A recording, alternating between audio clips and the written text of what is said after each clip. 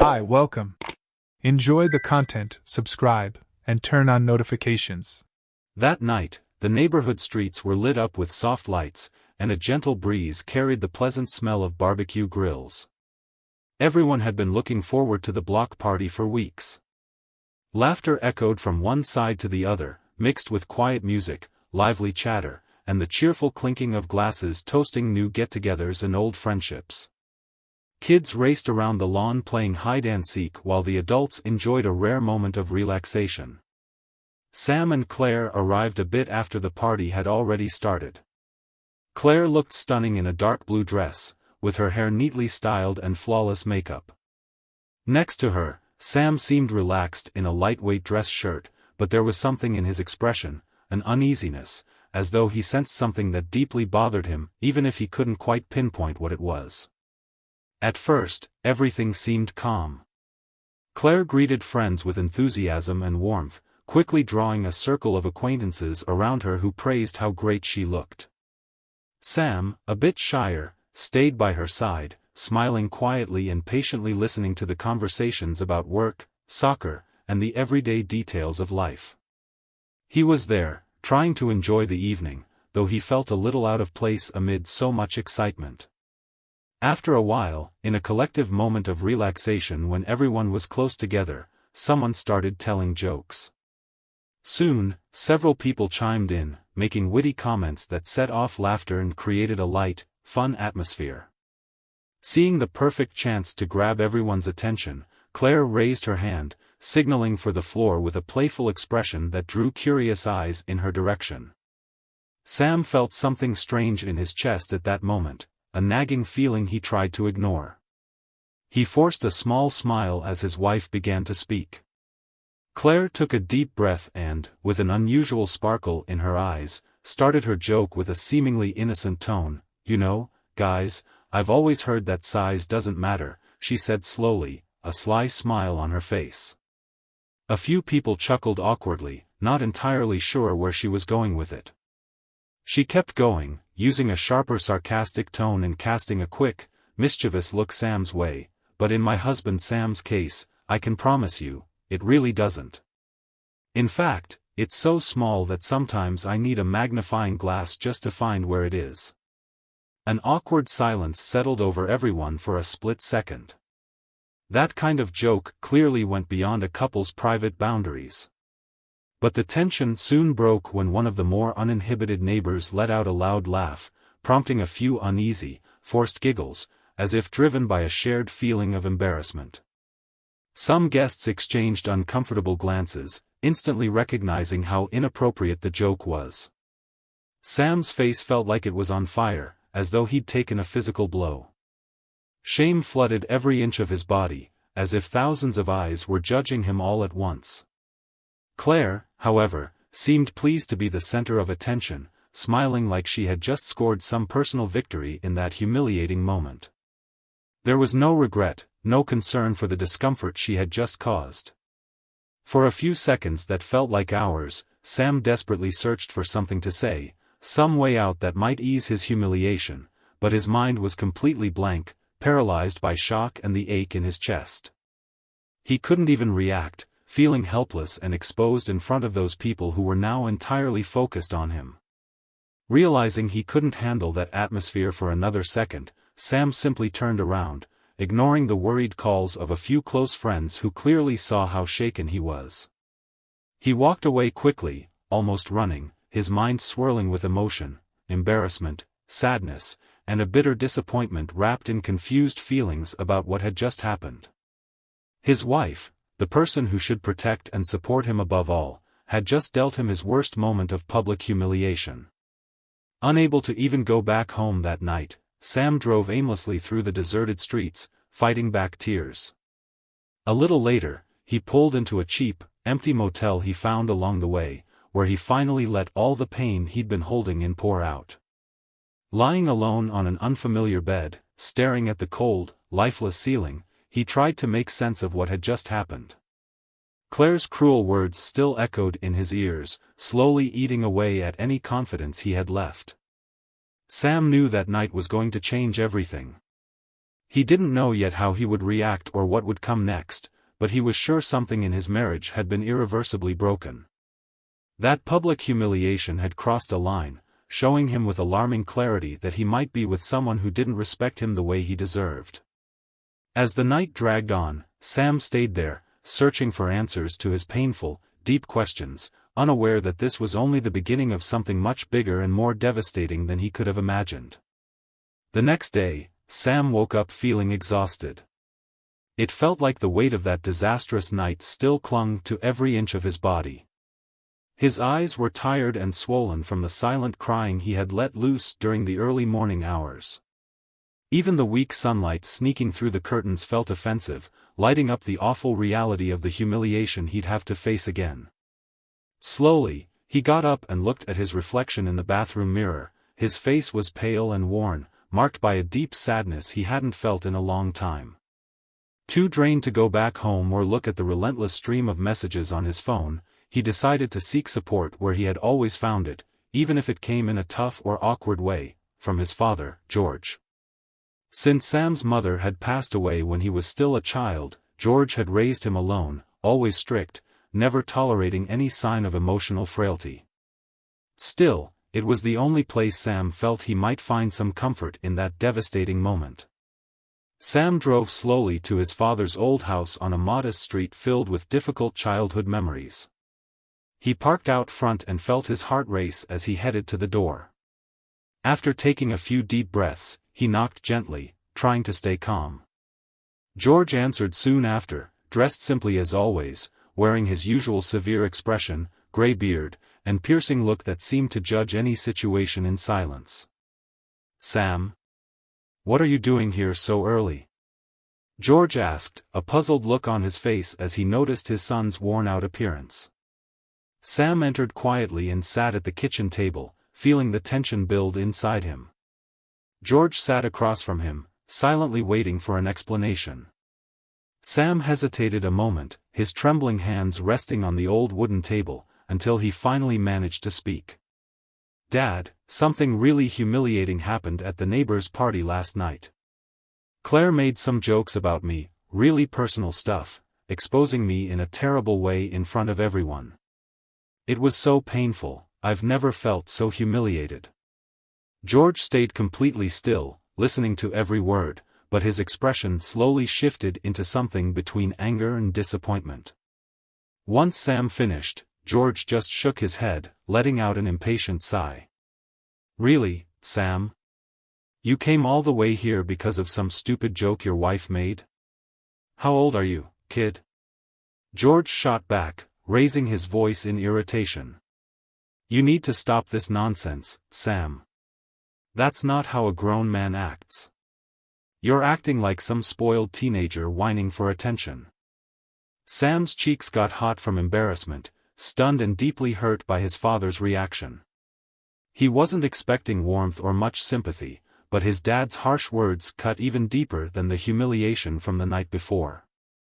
"Dad, you don't understand, it wasn't just a joke, it was really humiliating," George interrupted sharply. "Oh, come on, Sam.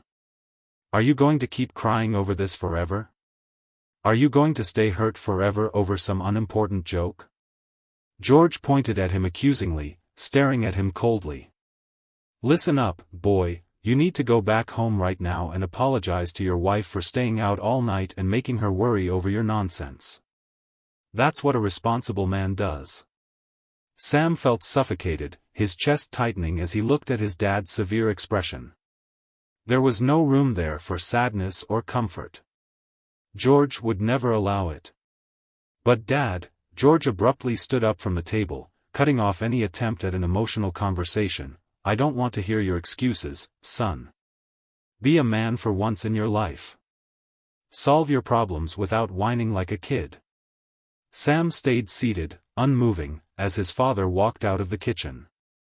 The house felt colder and emptier than ever, increasing the loneliness he felt. That harsh lecture only magnified the pain he was already carrying, and it made him question everything he believed about himself. His heart shattered, Sam realized bitterly that he wouldn't find the understanding he needed in that house. Driving slowly back home, Sam still heard his father's harsh words echoing in his mind. Each sharp sentence rang louder than the last, pounding in his head like a painful but necessary warning.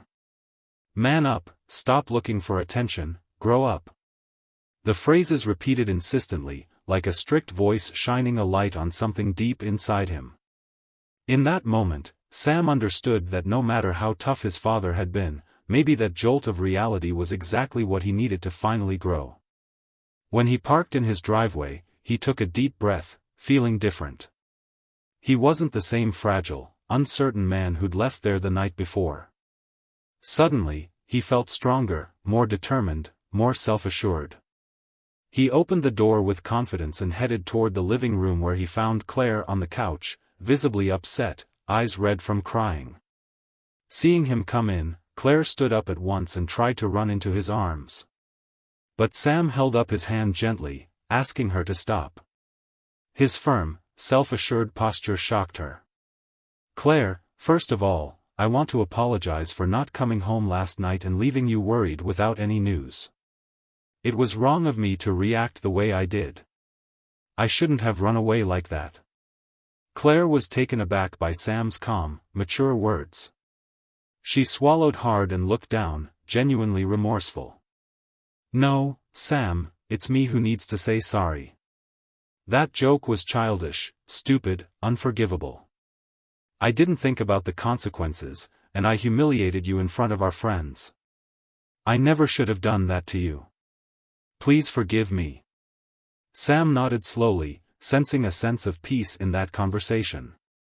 There was no drama, no over-the-top tears, just two adults facing their mistakes head-on.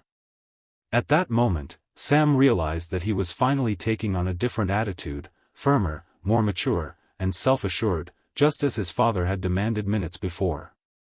The following weeks brought big changes to Sam's routine. Every day, he felt more confident and stronger, as if he had awakened from a long, deep sleep. He started visiting his father more often, showing him a new demeanor that was steadier and calmer. George seemed proud to finally see in his son the maturity he had always demanded. However, as Sam grew emotionally stronger and took on a more mature role in his relationship, he began noticing things he had never seen before, small details, subtle behaviors from Claire that once would have gone unnoticed. One evening, while Claire was taking a shower, he saw her phone buzzing on the kitchen table. Unable to resist, he took a quick glance and saw the name Brian show up repeatedly in silent notifications. His heart tightened for a moment, but Sam, now more secure and level-headed, decided not to jump to conclusions. Instead, he chose to watch more closely before acting. Over the next few days, he noticed Claire leaving work earlier a few times a week, claiming unexpected meetings or vague appointments. He also observed small changes in her behavior, how she was overly careful with her phone, her constant excuses to step away for certain calls, and how anxious she got when particular messages arrived. Sam was no longer blinded by his old insecurities. Now, alert, stable, and mature, he connected the dots that had been there all along. Something wasn't right, something that in his former emotional fragility he never would have caught was suddenly right in front of him, demanding that he handle it like the grown man he had become. On that sunny afternoon, Sam was more determined than ever. A deep intuition told him exactly where Claire would be, and who she would be with. He drove carefully, keeping a safe distance, while his heart beat steadily and controlled. The insecurity had been replaced by a quiet certainty guiding his every move. He followed Claire through busy streets until he saw her car discreetly turning into a motel on the outskirts of town. Sam felt a bitter pang in his chest, but he took a deep breath and stayed in perfect control of his feelings. He knew exactly what needed to be done. He parked in a strategic spot, far enough away not to be noticed, but close enough to get what he came for. A few minutes later, he saw a familiar car arrive at the same motel. It was Brian, the coworker whose name had been popping up in the strange messages on Claire's phone. Without hurrying, Sam documented everything. He took photos of the moment Claire greeted Brian warmly at the door of their room, captured each complicit look, every intimate hug, every act that shattered any faint hope of a misunderstanding. In that exact moment, something inside him changed forever. Sam didn't feel sadness, uncontrollable anger, or even the need to confront them on the spot. He simply turned off his phone, calmly put it in his pocket, and headed home, certain of when and how to reveal the truth. Days later, the neighborhood barbecue night rolled around again. Sam and Claire hadn't shown up since that humiliating incident. This time, though, they arrived together, looking like a normal couple. But everyone quickly noticed something different about Sam. He was serious, confident, standing tall with a composure that commanded respect. He wasn't the vulnerable man they'd seen on that infamous evening. Now he moved with assurance, politely greeting everyone, while Claire, feeling slightly out of place, tried to hide her unease. The evening went on happily, people talking, drinking, laughing out loud just like they always did at those laid-back get-togethers. Claire seemed relieved, naively thinking that everything was back to normal. But at exactly that moment, Sam decided it was time to put an end to any illusion. He rose gracefully and assertively in the center of the gathering, tapping a spoon against his glass. Conversations instantly stopped and curious eyes turned to him. Claire looked startled, uneasy about her husband's unexpected move. "Good evening, everyone. Sorry to interrupt, but I'd really appreciate your attention for just a few minutes," he said calmly, his voice firm and unwavering. People glanced at each other, wondering what was coming next. Sam walked casually over to a screen, connected his phone with precision, without the slightest shake or hesitation. Claire felt a sudden chill run down her spine. "A lot of you remember what happened the last time we were here. That day, I learned an important lesson. Today, I want to show you something else I've learned since then."